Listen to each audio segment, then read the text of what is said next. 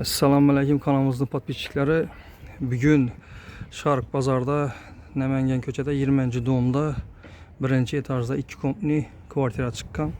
Shu 2 kompni kvartira bilan tanishib chiqamiz. Bu yandan kelsangiz yana Sharq Bazar tarafdan keladigan taraf. Sharq Bazarni Jo'jo Shashlikning ko'chasi короче. Shundan yetib kelaversa yana birinchi etajda 2 kompni kvartiramiz chiqqan. Shuni hozir sizlar bilan tanishib görüşüp Hammalarını tushuntirib o'tamiz. Girgandan chap tarafında yine sanuzili. Sanuzili. Nastilni ko'ylag'ini qo'yilgan ag'lo. Bir koridor bir svet yok ekan, svetin yan tarafdan ishdan girib kelishda bir xo'sh kelsa bir kichkina. Shu girgandan Yan tarafına zalı remote olan yolla koyulgan kondisiyoneri bayna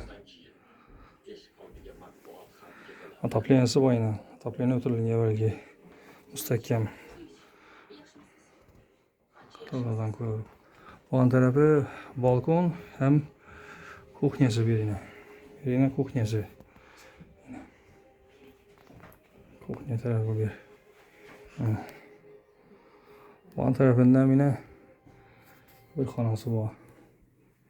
Kichkina xona qo'yib turib, ham ko'rsatib o'tamiz keyin. Bir xonasi, bu tarafı spalnisi, bu tarafı kichkina yine spalnisi. Otopleniylar mustahkam otopleniylardan qo'yilgan. Bak. Taxta aqua aynalarına acayip.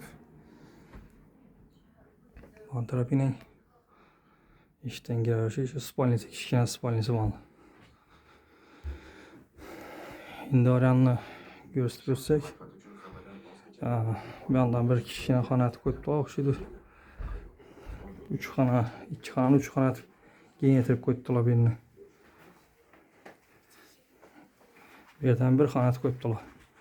Короче, 2 xona emas 3 kompni qo'yibdilar bu yerni. Bir yerden bir spalnisi yine. Aynaları müstahkem. 3 kompliden başta bir 2 komplini 3 komplet koydular acayip. O boydan vurup yine çok ki müstahkem o işe böyleden koyulgayına. Acayip. Remote ham yaxşı. Dım zor emas, normalne remote ham. Şunu endi yine yerler ham acayip yine.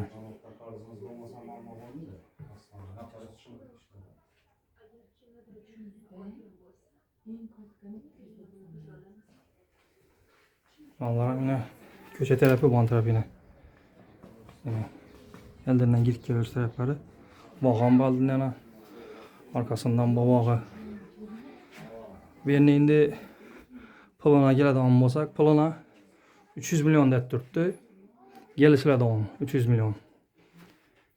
Gelip görüp geliş palavraslarını. Hem bir acayibine. Remotelar hem yaxşı. Kuxnyalar neler hem yaxşı. Kaç olan bomunda yine.